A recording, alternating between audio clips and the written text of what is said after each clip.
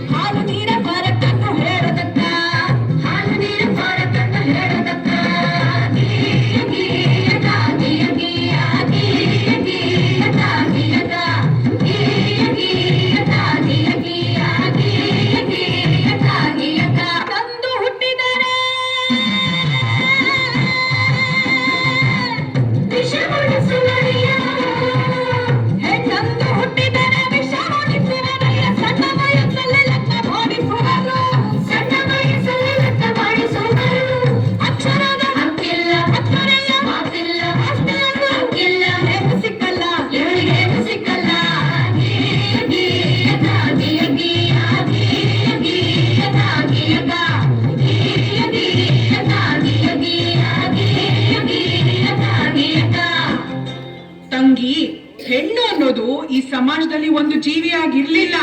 ಅವಳು ಆಸ್ತಿ, ವರ್ಣ, ವಂಶ ರವಾನಿಸೋ ಒಂದು ಯೋಜನೆ ಆಗಿದ್ಲು. ಈ ಜಾತಿ ಆ ಜಾತಿ ಸೇರ್ಬಾರ್ದು, ಆ ವರ್ಣ ಈ ವರ್ಣ ಬೆರಿಬಾರ್ದು, ಈ ಆಸ್ತಿ ಆ ಆಸ್ತಿ ಅವ್ರಿವ್ರ ಕೈ ಸೇರ್ಬಾರ್ದು. ಹಿಂಗೆಲ್ಲ ಆಗ್ಬಾರ್ದು ಅಂದ್ರೆ ಹೆಣ್ಣಿಗೆ ಯೋಚಿಸೋ ಶಕ್ತಿ ಕೊಡ್ಬಾರ್ದು. ಹಾಗೆ ಅವಳಿಗೆ ಒಪ್ಪಿಗೆ ಇದೆಯೋ ಇಲ್ವೋ, ಅವಳ ಬುದ್ಧಿ ಮತ್ತು ಮೈ ಮಾಗಿದೆಯೋ ಇಲ್ವೋ, ಅವಳಿಗೆ ಜಾತಿಯಲ್ಲೇ ಮದುವೆ ಮಾಡಿಸ್ಬಿಡೋದು. ಹೆಣ್ಣು ಆಸ್ತಿ ತಗೋ ಬರ್ತಾಳೆ, ಹಾಗಾಗಿ ಒಬ್ಬ ಗಂಡಿಗೆ ಹೆಚ್ಚೆಚ್ಚು ಮದುವೆ ಮಾಡಿಸಿದಷ್ಟು ಹೆಚ್ಚೆಚ್ಚು ಆಸ್ತಿ ಬರುತ್ತೆ. ಒಂದ್ ವೇಳೆ ಗಂಡ ಸತ್ರೆ ಅವಳು ಇನ್ಯಾವ ಗಂಡು ನೋಡದೆ ಇರ್ಲಿ, ಹಾಗ ಅವಳು ಬೇರೆ ಸಂಸಾರ ಮಾಡದೇ ಇರ್ಲಿ ಅಂತ ಅವಳು ತಲೆ ಬೋಳಿಸ್ತಿದ್ರು. ಅವಳು ಮನೆ ಬಿಟ್ಟು ಆಚೆನೆ ಬರಂಗಿರ್ಲಿಲ್ಲ.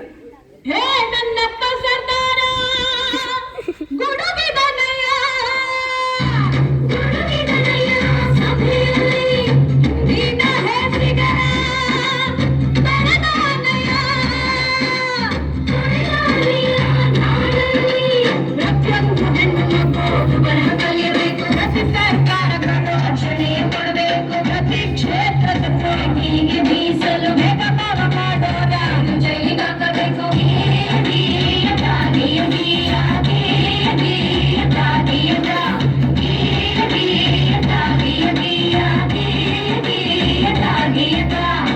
ಅದು ಅಲ್ಲದೆ ನನ್ನ ತಂಗಿ ಕೇಳ ಹನ್ನ ಬದರಂಗಿ, ಪ್ರತಿಯೊಂದು ಕ್ಷೇತ್ರದಲ್ಲೂ ಹೆಣ್ಣಿಗೆ ರಕ್ಷಣೆ ಇರಬೇಕು.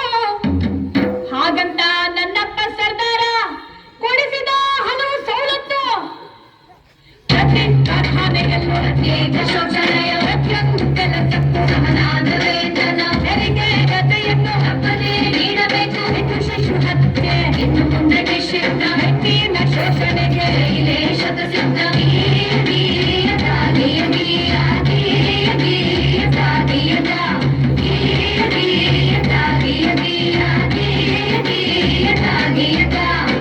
ಹೀಗೆ ಹಲವಾರು ಸವಲತ್ತುಗಳು ಹಾಗೂ ಸ್ವಾತಂತ್ರ್ಯವನ್ನು ನಿಮ್ಮಂತ ಹೆಣ್ಮಕ್ಳು ಅರಿವಿಲ್ಲದೆ ಅನುಭವಿಸುತ್ತಿರುವ ಅನುಕೂಲಗಳನ್ನು ನಮ್ಮಪ್ಪ ಆ ಭಾರತ ಭಾಗ್ಯ ವಿಧಾತಾನೇ ಕೊಡಿಸಿದ್ದು. ಹೆಣ್ಣು ಮಕ್ಕಳಿಗೆ ಆಸ್ತಿಯಲ್ಲೂ ಹಾಕೊಂಡು ಗಂಡು ಹೆಣ್ಣು ಎಂಬ ಹೆಣಕಿನಲ್ಲಿ ಎಡೆಯುವುದು. ಹಳಕೋಯ್ತು ಹಳಕಾಲ, ಹೊಸ ಸುಗ್ಗಿ ಪ್ರತಿಯೊಬ್ಬ ಪ್ರಜೆಯಿಗ ಹಿಂದನೋ ಈಗ ಹೀಗೆ